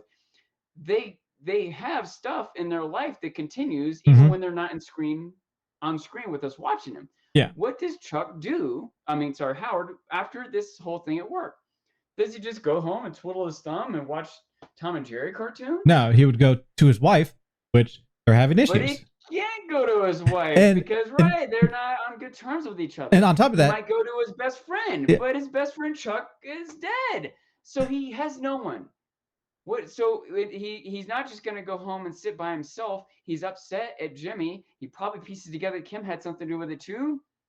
He's going to go to them. He's going to go confront them. Yeah. So if we had thought that out, we would have realized Howard's going to go to Jimmy's. Lalo's going to go to Jimmy's. Oh, snap. Howard and Lalo are both going to Jimmy's. They're probably not going to have a drink and play cards, Well, they did have a drink, but not. But yeah, no, you're right. And it's a rough scene. By the writers. It wasn't just a random out of nowhere surprise. It was perfectly set up and makes logical sense. It wasn't out of left field. I feel like a lot of people think a lot of things that happen on Better Call Saul are out of nowhere. I don't think this was actually out of nowhere. I think it was perfectly executed, an obvious linear, course of action. It's what the title is. It was planned and executed. Yep. So we get the scene with Jimmy and Kim. They're watching TV, and they're just relaxing. Their lives weren't ruined. Actually, their lives were better. They got the lawsuit, so they're gonna get the money right away. They're just relaxing. And then the door knocks. I think they're expecting Howard to show up. No, I actually feel like it too. Yes. I wish I could remember, but I think there was even some piece of dialogue in there. If it wasn't before Howard showed up, it was when the knock came. It was when the knock came. They knew it was him. Yeah, because for one, when they're watching the TV, they show a candle. A candle's lit on the table. So it's the first time we see that candle. And then as the door knocks, they're like, "Do we want to deal with this?" And Saul, like you're talking about, and he's like, "Yeah, okay, let's just get this over with." So you're right. They did know. They did expect it to happen. And he opens the door, and of course it's Howard. Um, and then they show the candle, and the candle flickers because the door was opened. Yeah, the wind, the change in air pressure as the door opens. Yeah. And so Howard comes in, and he just confronts him. He's like, he's trying to figure out why. Like, what's the real motivation? Like, he knows why probably subconsciously, but he wants to know. For one, he wants to hear it from them, but two, he wants to know, like, why go through all this? Because he realizes this didn't take a day to figure out. This took weeks, maybe months. So what are you really getting out of it? It's not the money. There's no way it was the money. I mean, it could be the money, but like, he's like, there has to be something else, and he's like, you're doing it because it's fun. Like, you just want to torture me, basically, or just not me, but they like doing this, this type of thing. And he kind of like realizes that, I don't know if it's true or not. Probably is. But it's sad because like he also is like, Jimmy is, like, you're gonna be fine. You're a white successful guy. No, actually, I think he points that out. But he's like, you'll be fine. He's like, yeah, it'll be some time, but I'll get my, I'll fix it. Like I can get out of this situation. I've been in worse. And he brings up like a couple of things that were like kind of sad. Like, we kind of knew about this, but like, he's like, I've been through worse. He says, I've been through debt, depression. His marriage is falling apart. And Jimmy's expression is really interesting because he kind of was like, I felt like he was like, okay, maybe we did take it a little too far. And then you look at Kim's reaction, and Kim's reaction is different. Hers is like, okay, like that, like she doesn't care. It looks like almost. Yeah. It's really interesting. Like, it was really subtle. I don't know 100% if that's what they were thinking, but I got that vibe. Because I was like trying to study exactly, that. They're definitely both different reactions. I think it goes back to the idea that this is more Kim's plan in the first place. Yep. That, when it all first started, it was just them kind of joking back and forth. Like, what if we did this? They were talking about like, replacing his toothpaste with, Ben Gay, or, like just pranks to pull on him, Yep. But Kim starts to piece together this bigger plot, and Jimmy sees how it could work, and he's like, yeah, but we're not really going to do this, are we? And she's like, are we? Like, she's gearing up to do this, and Jimmy's kind of reluctant. He goes along because, generally speaking, they both go along with each other. They both support each other. Mm-hmm. But he's a little surprised that she wants to do this, and he doesn't really want to do it himself, other than to support her. Like, I mean, I guess if she came out with something like really evil or really stupid, he might not go along with it, but he is going to make $1 million out of this. Yeah. He can find ways in his mind to justify it. Kim has too. Like, all the reasons he said he'll be fine, they already went through that too. That was also a conversation they had, I don't know, a season or so ago, that it'll be a setback for him, that he's successful and wealthy enough that this won't just ruin his whole life, But I do think that when some of the personal bits that Howard brought forth were things that Jimmy hadn't considered, Yeah. But Kim had already made her mind up. She was much more cold-hearted about it all. Either she was or needed to keep that way, just to keep herself sane. She can't allow the guilt to set in or whatever, Yeah. It's really sad just because like you also like see that like how screwed, like, if people didn't realize at this point, that Howard was just screwed over, and he's going through a lot, and he's just trying to do his best to do the right thing, while Jimmy and Kim are not, this parallel. He's also doing things to help other people, right? Exactly. Like, he's got these new employees that he's taking care of. He's trying to get more money for the people in the sandpiper case. Like, he's not generally speaking, it doesn't seem like his motivations are greedy and egotistical or whatever. Yeah. Even if maybe at one point they were, like, maybe earlier in his career, he was too committed to his job.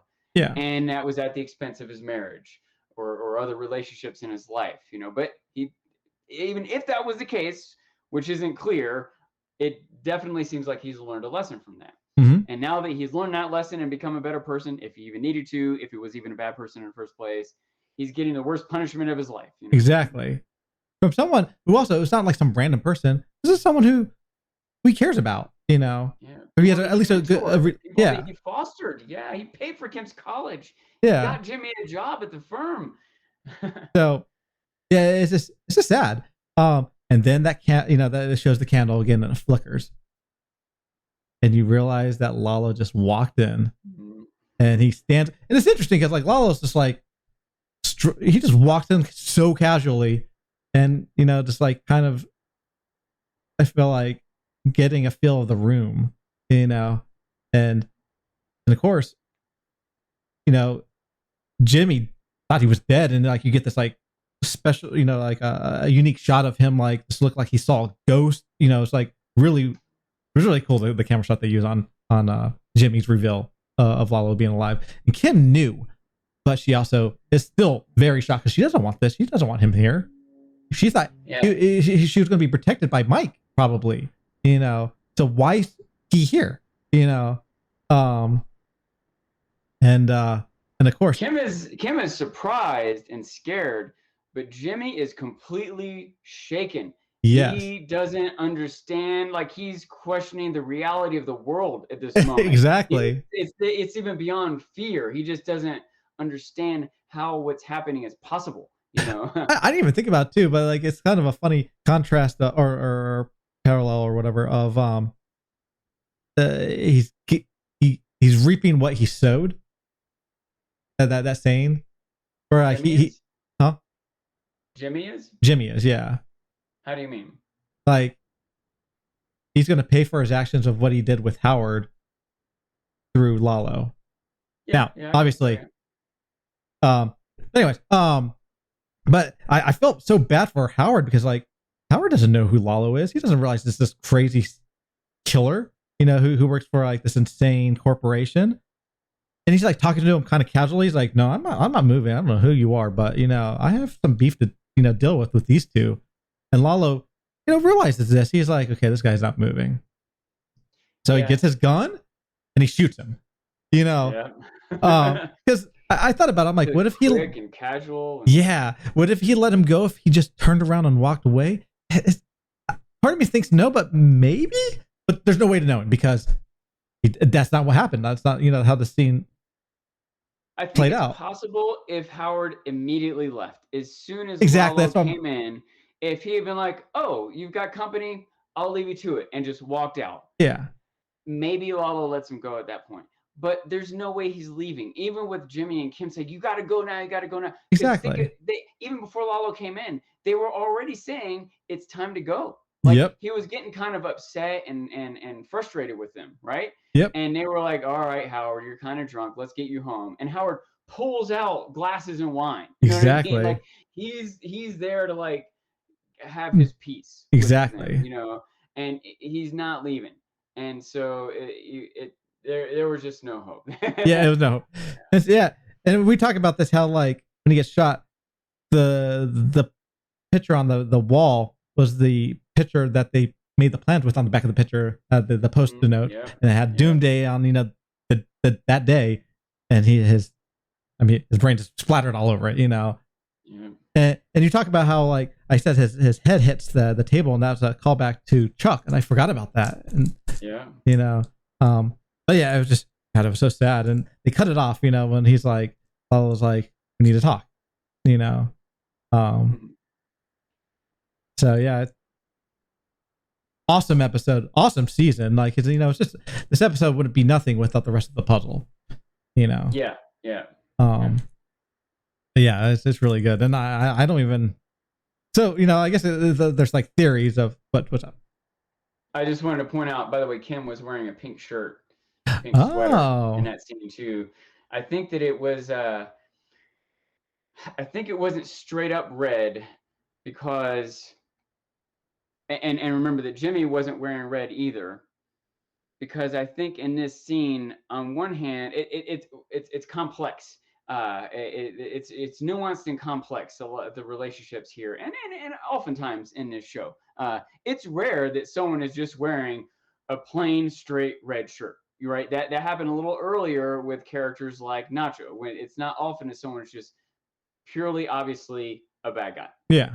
There was a flashback scene when Jimmy had just was like in his youth and was a cut up and was sent to jail, and Chuck was coming to bail him out, and the prison jumpsuit was straight red. Like there's every now and then someone is clearly illegal and immoral and antagonistic. You know what I mean? Yeah. But that's not quite the situation here. In this moment, I think Jimmy, in fact, kind of like the Kettlemans, right? We see that Betsy Kettleman is the one that's really pushing her husband to do these bad things. Yeah. And her husband, Craig, he doesn't wear red.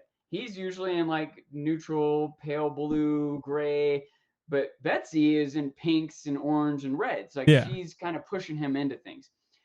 I think it's a similar thing with Saul and Kim here. That Saul is like ended up going along with his plan, but Kim really did it. But she's not in straight red because she's about to be up against Lalo. And versus Lalo, she's not as much of an antagonistic. Yeah, right. He is. And Lalo isn't straight up in the wrong here either. I mean, it's terrible that he killed Howard, but remember at this moment, a big part of what Lalo is doing is he's trying to figure out who tried to kill him, broke into his home and killed his friends, right? Like on some level, he could be pitched in a protagonistic role. Does that make sense? Mm-hmm. And so Kim, relative to Jimmy and to Howard for sure, has been the bad guy here. Howard shows up in straight blue. Jimmy's in more subdued colors. Kim is in a warm color, but not straight red. It's pink. When Lalo shows up, he's not in straight red either, because on some level, he is still trying to avenge the wrong done against him. It's nuanced, but it is worth noting that Kim is the most red of anyone. Even though she's not clear, straight up red, she's still more red than anyone else in this.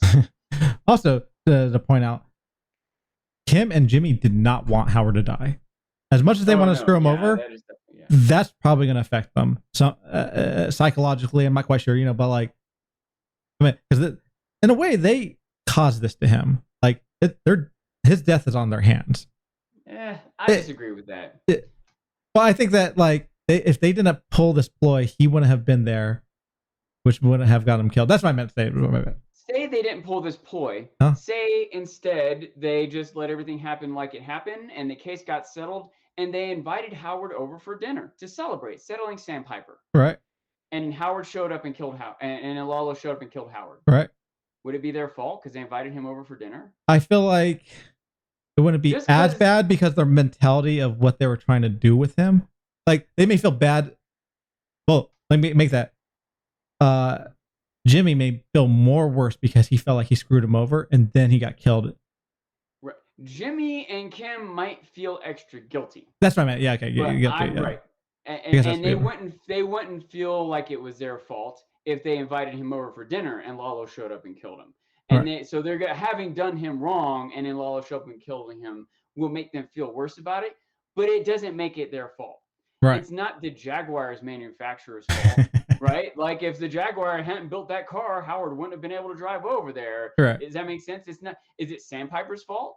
If Sandpiper never screwed those clients over, then never would have been this case. And they director. run a scam. See what I'm saying? Like, it's not their fault that this happened. They might feel extra bad about it. But it's only Lalo's fault that this happened. Oh, yeah. Oh, thank you. That's so sweet of you. Yeah. I get a pat on the head. But no, you're right. Anyways, that pretty much concludes this episode before we hit the show will be back on July 11th with the continuation of episode 9 through 13. But yeah, I'm at. Do you want to spend a quick minute speculating where things might go? Yeah, sure. Some of this we've already touched on, but I want to think real quick that things are going to tie together. But we kind of anticipate a showdown between Lalo and Gus in the lab. Yes. We've got that scene where Gus kind of paced out steps down in the lab and planted that gun. Thank you, director. Sorry. And I kind of expect in this moment here, that Lalo is going to want Jimmy to set up a meeting between him and Gus. Right. I think that's what is going to result from this. Other things might result too. They're going to have to figure out what to do about Howard's body. And they're, Lalo's probably going to want to know more about Kim. I can see a lot of things coming from this. We know Lalo doesn't kill Saul, right? That's one thing we know doesn't happen. Yeah, we know that. I don't think Lalo's going to kill Kim. Some people think Kim's going to kill Lalo. There's no way Kim kills Lalo. No, I think that showdown that foreshadow of the showdown was there for a reason. Right. They didn't do that for no reason. Now, I don't necessarily think that means Gus is going to kill Lalo. I think that's a strong possibility, maybe more likely than anything else. But for example, I think it's possible that Gus and Lalo, and this is a little bit of a stretch, but it's just something I've been considering. That Gus and Lalo might team up. They might, or if not team up, they might at least like have a ceasefire. Because I think I'm pretty sure we know. Remember the reason Saul went out to the desert to get that money? Yeah. Was to get Lalo out of jail. Right. And it was Bolsa, Don Eladio's right-hand man. Yeah. That sent that other gang, that tipped off that other gang to go get that money. Because he was happy for Lalo to just stay in jail. The Salamancas are trouble. And I was a way for Bolsa behind the scenes to keep the Salamancas at bay. Yeah. Bolsa is still alive in Breaking Bad, right? He is, but Gus does eventually kill him. Yes. I wish I could remember the details of how and why that went down, but I know that does happen. But in the meantime, I think that Gus, is already aware that Bolsa did that. And I think that Lalo might piece it together if he hasn't already pieced it together. And if not, Gus might tell him.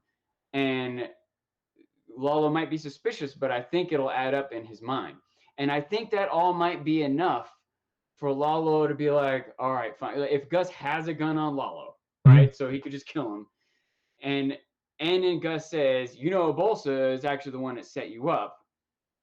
He's working against you. Hey, I don't know about that guy. I can see Lalo being like, all right, fine. Don't kill me. And I'll do what you want, or you do what I want. I don't know exactly how it could play out, but I could see them somehow coming to some sort of arrangement where they don't end up killing each other in that moment, and either help each other out or at least leave each other alone. Right. I think that's a possibility at least. Especially when you consider that the lab does get put on hold. We know the lab doesn't come together for years down the road of this moment that we're in. On the flip side, still kind of connected to Lalo, but Howard's body is laying there in the living room, bleeding all over the place. Like, that's got to be dealt with. Yeah. And I think a simple answer, right? Mike. Like what might be the most obvious superficial thing to happen is they make it look like a suicide. The thing is that I don't think that can happen for a couple reasons. Or if they try that, it's not going to work. I think kind of like, let me back up a little bit. Gus usually has more of a plan than what is on the surface. And the writers of the show also. On the surface, the writers have shown us Gus is going to kill Lalo in a lab. Yeah. But I think both the writers and Gus have a bigger plan than that. Yeah. I don't know exactly what it is. My theory is it's going to have something to do with Bolsa. Same thing here. I think it's too simple for them to just be like, oh, it was a suicide. And then the cops are like, okay. And then that's it. And no one thinks that anything about Jimmy and the whole plot against Howard is suspicious. They made a point of Howard telling his wife, hey, something crazy might happen with Jimmy. Yep. And it seemed like Cliff was believing what Howard was saying about what Jimmy was doing to him. Mm-hmm. So I think between those two people, even if Lalo or Mike or whoever try to make it look like it was just a suicide there, I don't think it's going to go over. I think that Cheryl and or Cliff are going to like push and pry in their testimony to the cops. Like, even if neither Cliff or Cheryl would consider that Jimmy would have killed Howard, they don't know who the heck Lalo is, right? But they still know something was up. And even if they don't think that Jimmy would kill them, they're still going to tell the cops, and the cops are going to look deeper into it. Already, I think it'd be a little bit too much of a hand wave for the cops, like the angle of the gun. Like think about how Lalo's shot. Like think of the image of the gun. Yeah. Think you don't. If someone's trying to kill himself, how high up do you put your? You know what I mean? It would be. So, I don't know if you could Also, see what it was a unnatural angle that silencer. would be. So the silencer, if I'm correct, I'm no gun expert. Wouldn't it leave a powder on their head if they shot too close to their head? And with the silencer, I don't think that it leaves powder.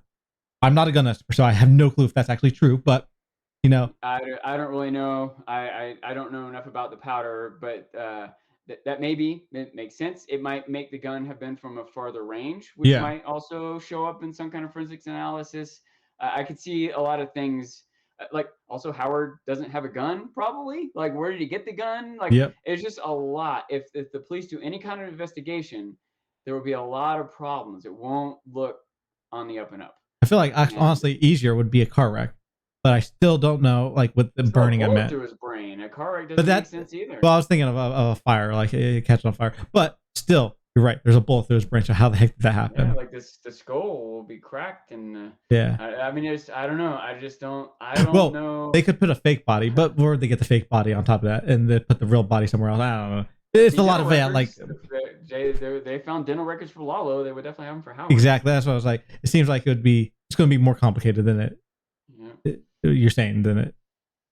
A couple things I went back and looked at, by the way. One, just a minor correction. It was Alameda. There wasn't an R on the end of the street where Mike's daughter was. Oh, okay. We were trying to think of what that was. Alameda. But another thing is that the conversation Howard has with Cheryl, I think you brought this up, that they're building up to D-Day on Thursday. Yeah. And on Friday, Cheryl was going to some fundraiser. Yes. I wondered maybe if the fundraiser was connected to something Gus was doing. I don't know if that's anything, but one or the other, I wonder if it might be important that Cheryl might not notice Howard doesn't come home. Like they made a point of telling us that Howard's living in a guest room. Right. And that Cheryl's leaving for some fundraiser on Friday. I wonder if that will be a factor somehow. I wonder if that will give them extra time to deal with Howard's body. Or if it might take extra time for them to get in touch with Cheryl before they do an investigation. I'm not sure, but I feel like they gave us that information for a reason. They didn't have to tell us about her schedule. Does that make sense? Yeah, no, exactly. I thought the same thing. So also, they included it for some reason. So this season too, they've Howard's had a lot of screen time. I feel like some seasons he's had like a lot less. But this season, they obviously made him have a lot of scenes. So you know who else they made it? They focused on somebody else a lot too. And this is a minor character, but he's big still. Cliff. Yeah. So they're not going to throw that away. At least that's what I think. Like he's going to come back. Like in the next half. Yeah. Like not only might he be suspicious of Jimmy when Howard shows up dead at his place and/or shows up missing after the big confrontation with Jimmy.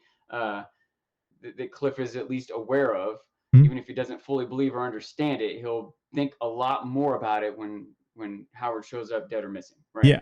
But also, he's setting up this pro bono thing with Kim. That's a whole other plot line that's going on. And is he going to be like not suspicious, like, oh, you killed Howard, but he's going to wonder why wasn't she there?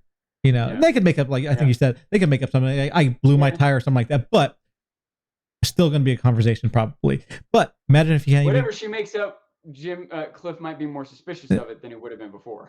But also, this is assuming. Well, I feel like he would like Cliff would contact Kim pretty immediately, but she may not be able to talk to him right away. She's dealing with Lalo. I don't know. Imagine if Lalo not takes them, but like she's going to be incapacitated for a day or two.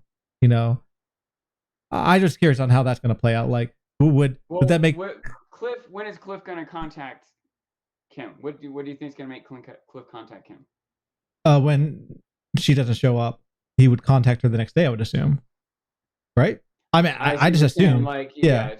And if she can't, either she goes to the voicemail, or I don't know. I just feel like something's going to have to be resolved to a degree, and I'm curious on how long she's going to be. Like, will Lalo be like, hey, this is a plan. Bye-bye. I don't think that's going to happen. Maybe it will, but yeah, I don't know. I'm curious on like, is he just going to stay in the apartment with them overnight? Are any of them going to sleep in the next 24 hours? Yeah. Bring them with him to Gus's? Yes. Yeah.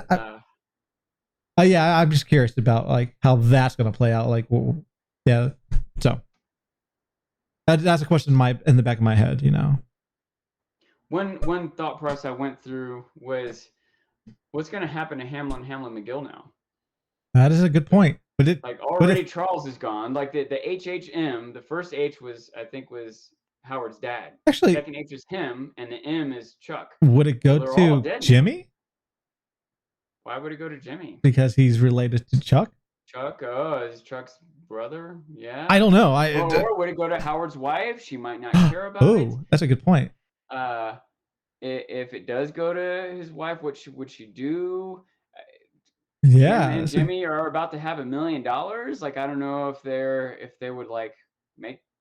I feel like the law firm is worth more than $1 million. Yeah. But if the money is split between several different owners and they make an offer, like I don't know. I can imagine the possibility of Kim becoming a new owner or partner at HHM, assuming she's not a suspect in a murder investigation. Exactly. Now, maybe also they have like a chair board, and the second highest chair board member would get it. I don't know anything about, like his actual business, like that side. I don't know if he even has a chair board, but like sometimes corporations have chair boards, where Howard would be the CEO, and then everyone else like has some usually voting. It's called a board of directors. Yeah, that's it. Yeah, chair board isn't really a. Sorry. Well, I knew something like that. Yeah, I knew what you meant. That's what's important. But no, it's still a great question. Like, what will happen to it? But let's say let's say somehow Kim ends up in some role as partner or owner of HHM. Then that might be a reason for her to not be associated with Jimmy. If Jimmy's mixed up with a cartel, he's kind of like this two-bit lawyer, has a bad reputation at the courthouse. Even if Kim's not part of HHM, let's say she just does the pro bono work from Cliff, which also seems like might not go down given what happened with Howard. But let's just say it does. It seemed to be a direction things were going in before. Let's say things do continue in that direction. That still might be something that might need Kim to be more removed from Jimmy. Jimmy is mixed up in a lot of shady stuff.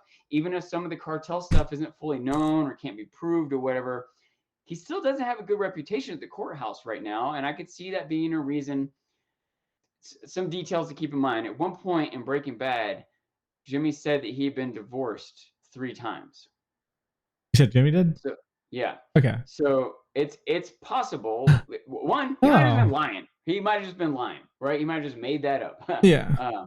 But he might divorce Kim. He might have to for some legal reason, or for some PR reason, for some relationship within the law. They might need to separate from each other. Also, I didn't think about this, but let's just say that Lala wants Jimmy to set up a meeting.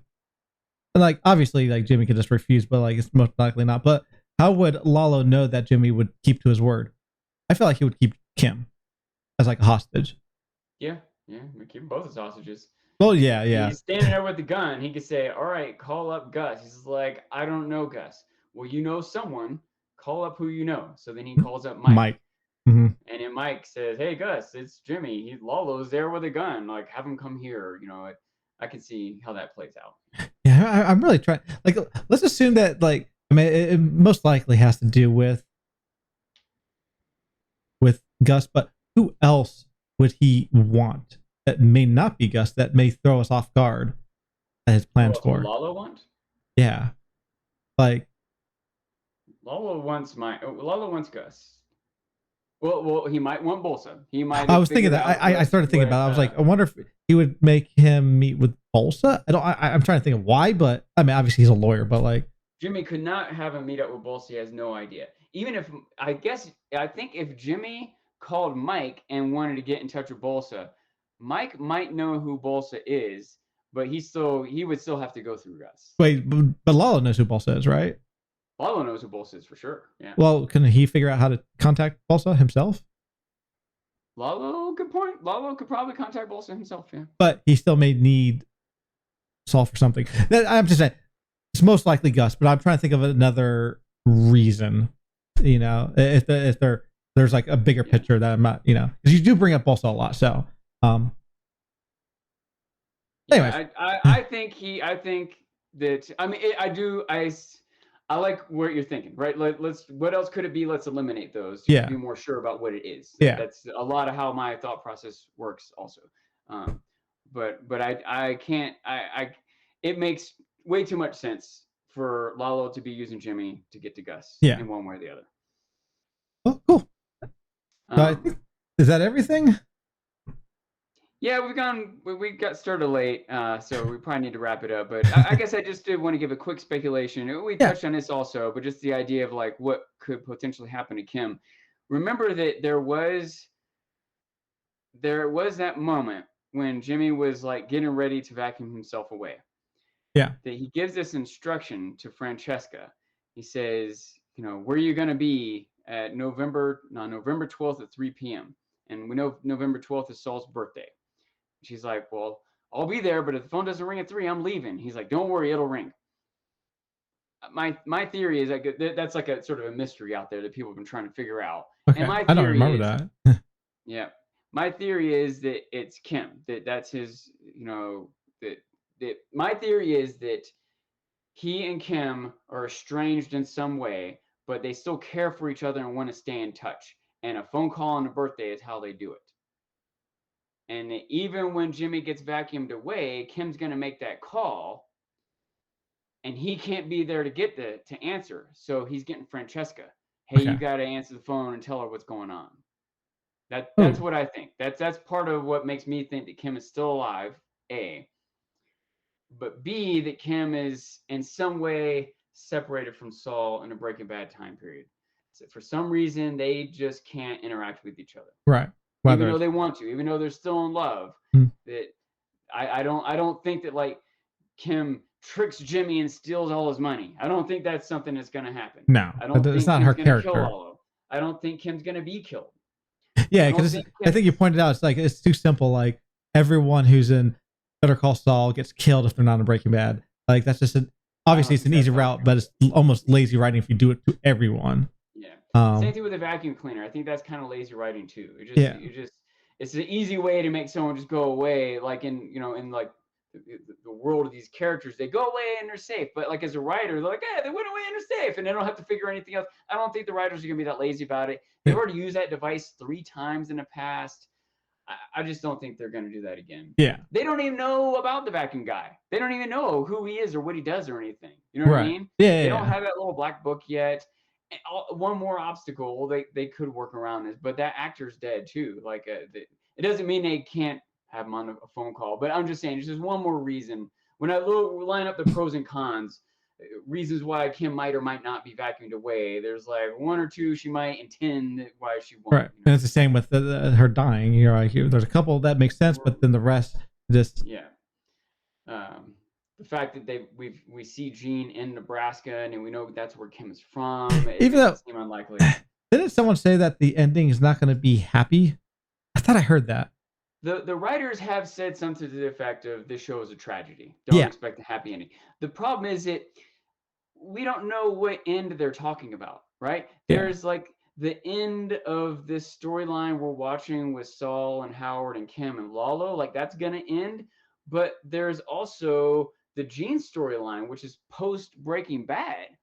So I can see that it ends in a sad or tragic way for this quote unquote current storyline, but we get an overall quote unquote happy ending in the end. It's still going to only be so happy. Like Jesse, had 2 girlfriends murdered. Well, there's so many murders and devastations and betrayals and lives ruined, the planes that were crashed, and like it's Walt's family's life. There's so many people who have gone through so much terrible stuff. Howard is still dead. You know what I mean? Like, yeah. It's hard to think of things being a happy ending, no matter how happy it might come out for Kim and Jimmy. You know what I mean? Yeah. It's like happy ending. Like we also know the what happens to Gus and Mike. Exactly. Like obviously in this story they may have a happier ending, but in Breaking Bad it doesn't play out. We just know that where the story ends. So So anyway, the options of Kim being let's real quick. I want to think. She could be just still around, living with Saul and doing pro bono work. Right. I don't think that though. She could be in jail. Mm-hmm. And take the I think fall that's for more everything. likely than some of the other options. That could be a reason why it's hard for them to stay in touch with each other and might be separated and da. It could be that she's also, dead. by the way, sorry. The jail one also could be foreshadowed, maybe, because she transitions from a certain color to red. So right. She is getting into more criminal stuff. Yeah. So she might take the fall for Jimmy somehow with Howard dying and the scam. Even if they're not blamed for Howard dying, they still ran the scam on Howard, so she still might go to jail. And she wouldn't go to like jail for life. It would be for like fraud or something. So it might only be 5 years. Out of curiosity, how many phone calls can you get into jail? It's not one per year, I assume. No. But it is still, if she was in jail, she would call on his birthday nonetheless. Right. They maybe theoretically could call every day, right? Yeah. Probably like a block of time every day where you can make calls, you can go visit her, and maybe he does. I think that's a decent possibility that she's in jail. But also, he may try to, even though she's in jail, he still may want her to be as safe as possible, because she still could get killed in jail if he gets too deep. So he may distance himself on purpose. That was part of the plot in Breaking Bad. That they got a gang to kill people that might be witnesses that got arrested. So So anyways, there's that. Go ahead with that theory. Just makes a lot more sense, I should say. Doesn't mean it is, but it does make more sense. Getting vacuumed away, that's another option, but I think that one's highly unlikely too. Obviously getting killed, but we just don't think that's the case. I think it's possible that maybe she leaves to take care of her mom. Maybe she moves back to Nebraska because her mom is sick. Right. Or she could be pregnant too, which is another theory that you're saying. Yeah, any one of those things could be true, and she could be pregnant and or have had a kid already. Yeah. But I guess that could be. She could be pregnant and she's dead, but. Sorry. Oh, I hear a baby. Yeah, it's a neighborish thing. Just ignore that.